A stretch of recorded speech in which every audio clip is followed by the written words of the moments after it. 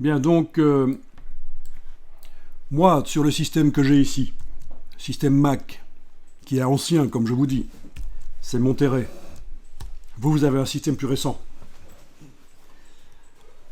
Deux raisons pour lesquelles donc je ne passe pas au dernier système, parce que les logiciels ne suivent pas toujours. On peut installer le dernier système et puis on se rend compte que les logiciels qu'on utilise, des extensions aussi, sont plus adaptés au nouveau système et on est bien embêté. Donc, moi j'y vais calmos, j'attends que... Et aussi que le nouveau système, ça c'est la deuxième raison, fasse ses maladies. Oui. Et troisième raison, c'est parce que généralement, plus on avance dans les systèmes, plus c'est gourmand en ressources, et ça ne fait que ralentir l'ordinateur. Donc, voilà. En entreprise, en tout cas, on ne passe pas très vite au nouveau système, en tout cas pas toutes les machines. Vous imaginez, si le nouveau système a un problème, toute l'entreprise commence à bugger, à avoir des problèmes en même temps. Même chose pour les nouveaux logiciels, nouvelles versions de Photoshop, etc. On ne passe pas nécessairement à la dernière version. Mais ceci dit, le cloud a changé la donne, parce que maintenant, quand il y a une erreur, elle est corrigée assez vite quand même. Bon. Donc, quoi qu'il en soit, vous avez un dossier qui apparaît, une fenêtre. Testez un peu ceci, avec la touche commande du Mac, la touche CMD. Si vous cliquez là,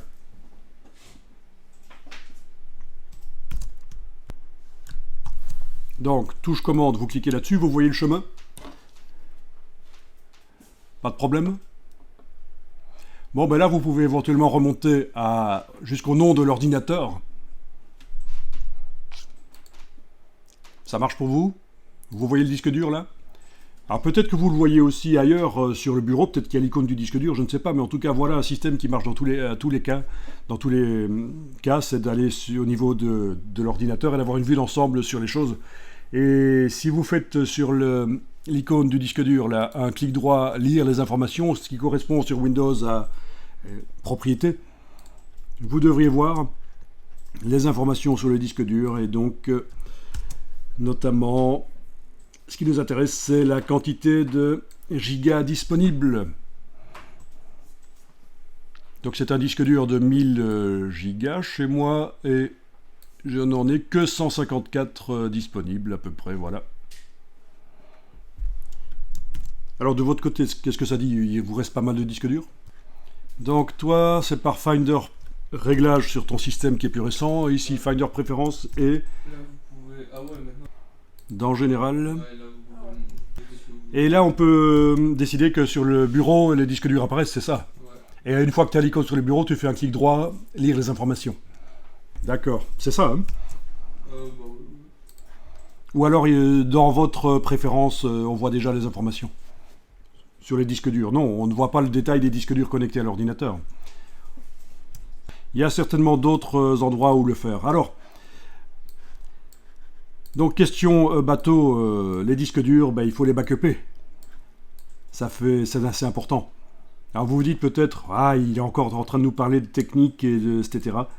Bon, ben sachez que c'est important quand même de se débrouiller un minimum en technique. Parce que je rencontre trop souvent des gens qui sont axés 100% créativité. Et dès qu'on parle un peu de technique, ça ne les intéresse pas. Ils regardent par la fenêtre les oiseaux qui chantent. J'allais dire les oiseaux qui dansent, mais bon.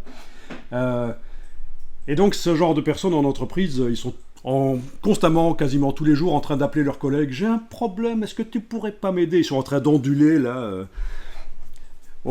Ça se passe mal au bout de quelques semaines, en général, ce genre de choses. Les collègues ils commencent à en avoir marre des gens qui n'arrêtent pas d'appeler.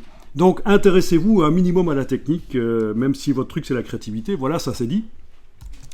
Et donc, combien de pourcents, je disais, question bateau, combien de pourcents de chance a un disque dur de planter? 50%, qui dit mieux?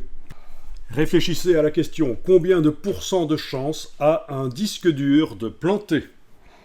Crash total, si on veut récupérer les données dessus, on est obligé de l'envoyer en Hollande, chez Marksware, ça va coûter minimum 500 € pour récupérer, on ne sait pas trop quoi dessus.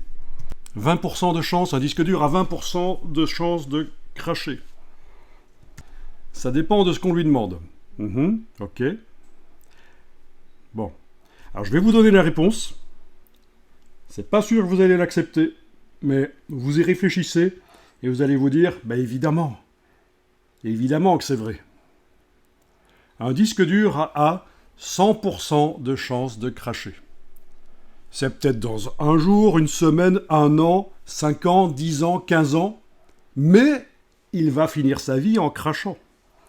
Alors si je dis ça, c'est parce que il faut prendre conscience de ça, il faut faire des backups du coup, il faut prendre conscience du fait qu'un disque dur, c'est quelque chose de physique, ce n'est pas un truc magique, une boîte magique qui fonctionnera jusqu'au 23e siècle, c'est un truc qui va se planter. Il y a des histoires comme ça, de gens qui ont tout perdu, des photographes qui ont tout perdu, des dizaines de milliers d'images, des familles qui ont perdu toutes les images numériques qu'ils faisaient depuis des années, toutes leurs vacances, etc. Fini, disque dur craché, parce qu'ils ont pensé que le disque dur, il allait durer éternellement. C'est stupide de le dire, mais c'est en fait ça qui se passe. Donc évidemment, il faut faire des backups. À notre époque, ça coûte pas cher. Les clouds, ça coûte même... Il y en a même des gratuits. Je suis quasiment certain qu'on peut trouver des clouds de 50 gigas gratuits sur le web. Des choses du style. Et avec le système d'exploitation, il y a des choses qui sont de toute façon livrées d'office des backups. Alors, il y a aussi une règle que vous connaissez sans doute pas. Et je l'ai complètement ici, je ne suis pas bon sur cet ordinateur-là, je suis pas bon, je respecte pas cette règle. On dit qu'un disque dur ne doit jamais être rempli à plus de 80%. Il ne doit pas être rempli à plus de 80%, sinon on augmente le risque de crash. Et vous voyez, c'est un disque dur de 1000 gigas et il reste que 150 gigas. Si vous faites le calcul, j'ai plus que 15% d'espace libre alors que... Voilà, mais en fait, il y a des choses que je pourrais virer rapidement. Il y a plein de gros dossiers que je transfère sur des disques durs externes, notamment, et sur des serveurs, mais retenez ça. Et la plupart des gens fonctionnent avec un disque dur qui est rempli à 90%, 95%. C'est la cata. Non seulement c'est lent, mais en plus, c'est augmenter les risques de crash. Alors, est-ce que quelqu'un sait ce qu'est la fragmentation du disque dur ? Non, c'est pas la sécurité. La mémoire RAM, ce sont les circuits de mémoire vive, on appelle ça, là où les calculs se font. Et quand il n'y en a pas assez, c'est vrai qu'il peut y avoir de la mémoire virtuelle qui est créée sur le disque dur. On simule de la mémoire RAM, mais c'est pas tout à fait ça. Ceci dit, la mémoire virtuelle crée de la fragmentation. Donc la fragmentation, vous ne connaissez pas, c'est super important. Honnêtement, si vous ne connaissez pas ça, c'est un peu problématique quand on utilise un ordinateur. Alors je vous montre, au fur et à mesure, et là ce sont des petits logiciels qui permettent de visualiser la fragmentation en fait. Il y en a qui sont en interne dans Windows, vous avez des logiciels qui montrent la fragmentation. Là c'est un plan en fait, par exemple, d'un disque dur, C. Et donc, ça vous montre les différents types de fichiers qui sont sur le disque dur, en couleur là, mais c'est pas trop ça qui est important.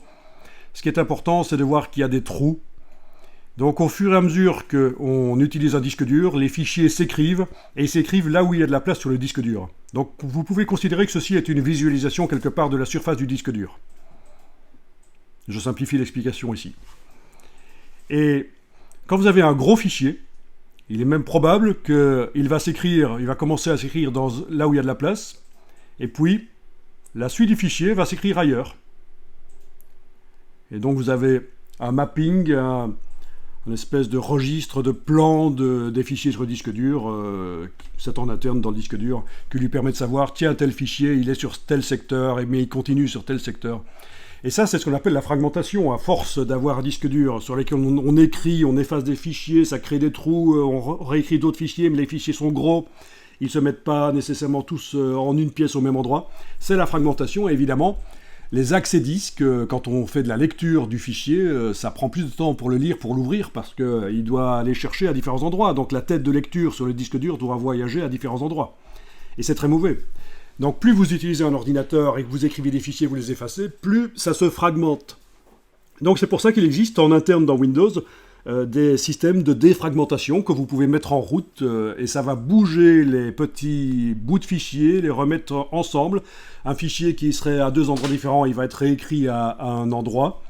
Mais ça suppose qu'il y a de la place pour écrire. C'est pour ça que s'il n'y a pas 20% du disque dur qui est libre, vous voyez, c'est un peu comme un Rubik's Cube ou un Tetris, quelque part. Plutôt comme un Rubik's Cube, quoi. Il faut de la place, quoi. Si vous voyez un peu ce que je veux dire. Enfin. Alors, sur le Mac, et ça c'est la question que, une fois qu'on a parlé de ça, en général, c'est la question qui est posée. Sur le Mac, comment est-ce qu'on fait pour défragmenter? Où est le logiciel de défragmentation du Mac? Eh bien, en fait, il est invisible, il fonctionne en arrière-plan, sans que vous le voyiez, et si votre disque dur est rempli à plus de 80%, s'il n'y a pas 20% du disque dur qui est libre sur le Mac, ça ne se met pas en route. Voilà une raison supplémentaire pour avoir 20% au moins d'espace vide sur votre disque dur.